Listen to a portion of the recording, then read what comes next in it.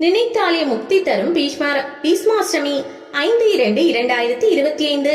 சந்தனு மகாராஜாவுக்கும் கங்காதேவிக்கும் பிறந்த மகன் தேவவிரதன். கங்காதேவி தன்னை விட்டு பிரிந்து சென்ற நிலையில் சத்தியவதி என்ற பெண்ணை திருமணம் செய்து கொள்ள விரும்பினார் சந்தனு. ஆனால் சத்தியவதியின் தந்தை மன்னருக்கு பெண் கொடுக்க மறுத்துவிட்டார்.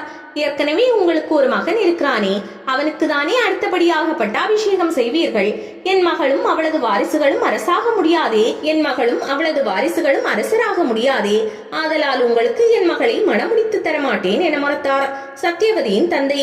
இதை கேள்வியுற்ற தேவவிரதன் சத்தியவதியின் தந்தையை சந்தித்து, எனக்கு ராஜ்யத்தில் ஆசை இல்லை.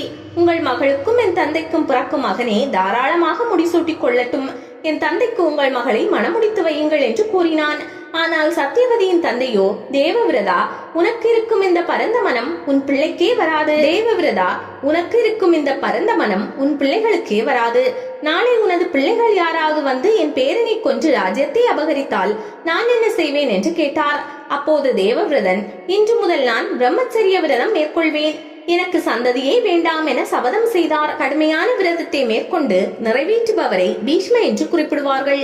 இனி வாழ்நாள் முழுவதும் பிரம்மச்சாரியாகவே இருப்பேன் என்ற கடினமான விரதம் மேற்கொண்டபடியால் தேவவிரதன் பீஷ்மர் என்ற பெயரை பெற்றார். பீஷ்மரின் சாபத்தால் மனமாறிய சத்தியவதியின் தந்தை தன் மகளை சந்தனு மகாராஜாவுக்கு மணமுடித்துக் கொடுத்தார். தனது மகன் தனக்காக செய்த தியாகத்தை எண்ணி பெருமை கொள்ள பீஷ்மரின் தந்தை சந்தனு பீஷ்மருக்கு ஒரு வரம் அளித்தார். நீ எப்போது உன் உயிர் பிரிய வேண்டும் என்று நினைக்கிறாயோ அப்போதுதான் உன் உடலை விட்டு உயிர் பிரியும் என்பதே தந்தை பீஷ்மருக்கு தந்த வரமாகும். அதன் அடிப்படையில் மகாபாரத யுத்தத்தின் 10ஆம் நாளில் அர்ஜுனனின் பாணங்களால் தாக்கப்பட்டு போர்க்களத்தில் விழுந்த பீஷ்மர் உத்தராயண காலம் வந்த பின் தனது உயிர் பிரிய வேண்டும் என்று கருதினார். பொதுவாக தை மாதம் முதல் ஆனி மாதம் வரையில் உள்ள காலமான உத்தராயண காலத்தில் மரணம் அடைபவர்கள் நற்கதி அடைவார்கள் என்று ஒரு கருத்து உண்டு. ஆனால் இறைவனிடம் முழுமையாக சரணாகதி செய்த அடியார்களுக்கு இது பொருந்தாது. அவர்கள் எக்காலத்தில் மரணம் அடைந்தாலும் முக்தி நிச்சயம். உலகோரின் அக்கருத்தை அடியொற்றி உத்தராயண காலத்துக்காக அம்பு படுக்கையிலே காத்திருந்தார் பீஷ்மர். மகாபாரத யுத்தம் நிறைவடைந்த பின் தர்மபுத்திரருக்கும் மற்றவர்களுக்கும் அறநெறிகளையும் விஷ்ணு சகஸ்ர நாமத்தையும் உபதேசித்தார் பீஷ்மர். சுமார் 58 நாட்கள் அம்பு படுக்கையில் கிடந்த பின் மாக மாத, அதாவது தை அமாவாசைக்கும் மாசி அமாவாசைக்கும் இடைப்பட்ட காலமான மாதம் வளர்பிறை அஷ்டமி நாளில் பீஷ்மர் தனது பூத உடலை நீத்து சொர்க்கத்தை அடைந்தார். அந்த மாக மாத வளர்பிறை அஷ்டமி தான் பீஷ்ம அஷ்டமி என்று அழைக்கப்படுகிறது. பிள்ளை பேர் இல்லாதவர்கள் இந்நாளில் புண்ணிய நதிகளில் நீராடி விரதம் இருந்தால் பிள்ளை பேர் உண்டாகும் என்று சொல்லப்படுகிறது. இந்நாளில் புண்ணிய நதிகளில் பித்ருக்களுக்கு தர்ப்பணம் செய்வதும் விசேஷமாகும். கங்கையின் மகனான பீஷ்மர் பூத உடலை நீத்து நற்கதி அடைந்த இந்நாளில் கங்கையில் நீராடுவது மிகப்பெரிய புண்ணியத்தை தரும். சீடனுக்கு கிடைத்த குரு தட்சணை. அந்த காலத்தில் குருகுலங்களில் தான் படிப்பர் மாணவர்கள். சீடர்கள் எனப்படும் இவர்கள் குருவுக்கு வேண்டிய சேவை செய்வர். சீடர்களுக்கு தனக்கு தெரிந்த எல்லா கலைகளையும் கற்றுத் தருவார் குரு. அவருக்கு தங்களால் முடிந்த காணிக்கையை கொடுப்பர் சீடர்கள். இதையே குரு தட்சணை என்பர். ஆனால் தலை சிறந்த சீடன் ஒருவனுக்கு தட்சணை கொடுத்து வாழ்த்தினார் ஒரு குரு. அவர்தான் பிரகஸ்பதி. அவரிடமிருந்து விலைமதி பெற்ற அந்த தட்சணை பெற்ற சீடர் தான் பீஷ்மர். இவரை மிக உயர்வாக போற்றி இருக்கிறது மகாபாரதம். அந்த இதிகாசத்தின் முக்கிய பாத்திரம் இவர்தான். பகவான் விஷ்ணுவே அந்த காவியத்தில் இடம்பெற்றிருந்தாலும் கூட அவருக்கு அந்த காவியத்துடன் சம்பந்தப்பட்டு விழா ஏதும் நடக்கவில்லை.